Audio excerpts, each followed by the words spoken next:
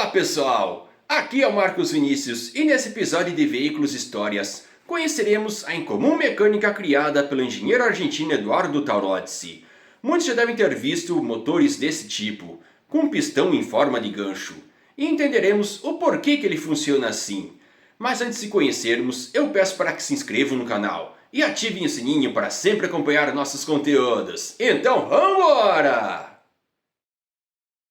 Eduardo Taurozzi é um engenheiro e inventor argentino nascido em Buenos Aires, a capital da Argentina. Não encontrei muitos dados sobre sua vida, mas que ele inventou um motor diferente de tudo, isso é inegável. A princípio, Eduardo Taurozzi criou um curioso motor radial usando o princípio do baixo atrito, mas logo ele mudou seu projeto e criou a mecânica que conheceremos no vídeo. Em 1970, Taurozzi patenteou um motor pendular a combustão interna, cuja aplicação era bem mais simples do que um motor radial, sendo que muitos dizem que ele não precisa usar óleo. Mas a história não é bem assim, sendo uma distorção de um fato que saberemos mais adiante nesse vídeo. O motor consiste no incomum cilindro curvo com pistão em formato de gancho, o que parece ser somente um devaneio para sair do convencional, na verdade possui lógica, que conheceremos no decorrer do vídeo. Em 1974, Taurozzi obteve patente nos Estados Unidos e trabalhou muito para promover a sua mecânica. Ele sabia que ter somente uma patente não era garantia de que a mecânica funcionasse, e assim decidiu fazer o seu motor na prática. A tarefa não era nada fácil, já que envolve pesquisas, desenvolvimentos, cálculos, testes e, principalmente, muito tempo e dinheiro. No entanto, isso não intimidou Taurozzi e começou a correr atrás de seus objetivos. Antes de conhecermos os seus princípios, vamos ver como funciona uma mecânica convencional. Num motor comum, o cilindro e o pistão são retos. A peça precisa de laterais largas para não tombar para os lados. Afinal, o trabalho envolve altas pressões. Dessa forma, há muita superfície de contato com as paredes do cilindro. O movimento contínuo dos pistões gera muito atrito. E mesmo que o pistão tenha as laterais altas, conhecidas também por saia, sempre haverá deslocamentos laterais que entram em atrito com as paredes do cilindro, sendo por isso a necessidade de usar muito óleo para manter a integridade dos componentes. Eduardo decidiu resolver esse problema porque uma parte da perda de eficácia energética de uma mecânica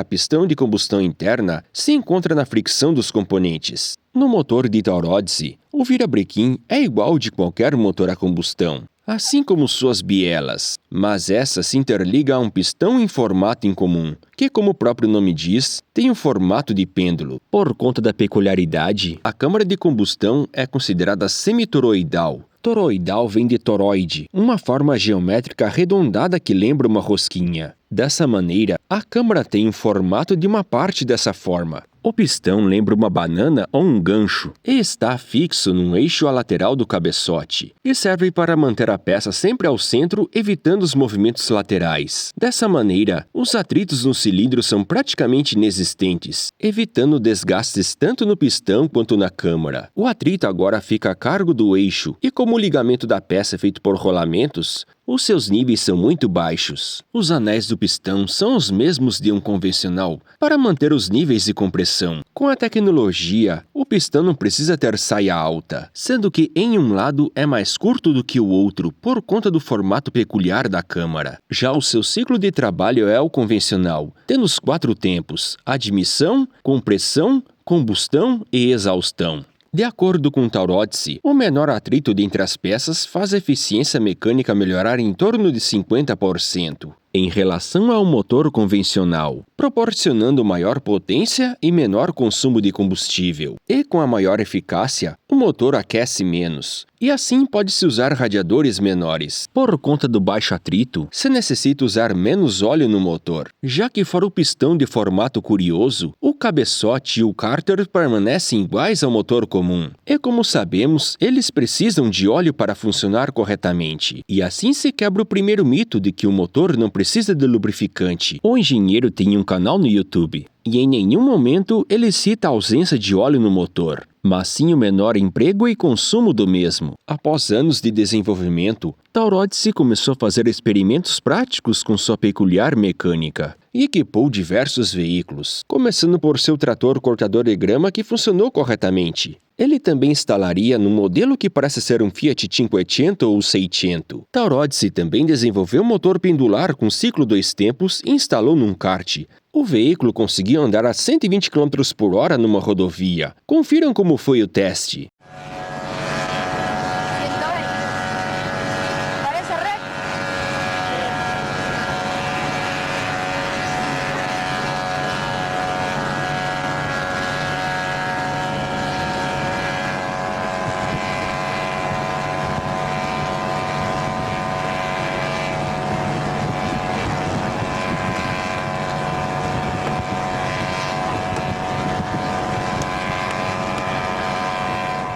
Mas Eduardo quis ir além e fez uma versão de 4 cilindros adaptada em um Fiat 128, cuja maior parte dos componentes permaneceram originais. Nos testes, Eduardo notou um baixo consumo de combustível e de óleo, além de melhora no desempenho, mas infelizmente ele nunca mediu a potência e torque de seus motores, então não é possível fazer uma comparação, e só apresentaria o seu motor prático ao mundo na Exposição Automobilística da Argentina de 1996. O motor do engenheiro chamou muita atenção de quem estava presente no evento, e Taurodsi também apresentou as possíveis variantes, podendo também ser usado na disposição em V. A solução poderia ser adaptada em qualquer motor, fato que o próprio Eduardo comprovou, já que a única alteração significativa seria o centro do bloco, e o cárter e o cabeçote podem permanecer iguais. De acordo com Taurodsi, a manutenção de um pistão para trocar anéis, por exemplo, é a mesma de um modelo convencional. Mas se a solução é tão boa, por que não vemos em carros por aí? Motores como o rotativo de Felix Wankel,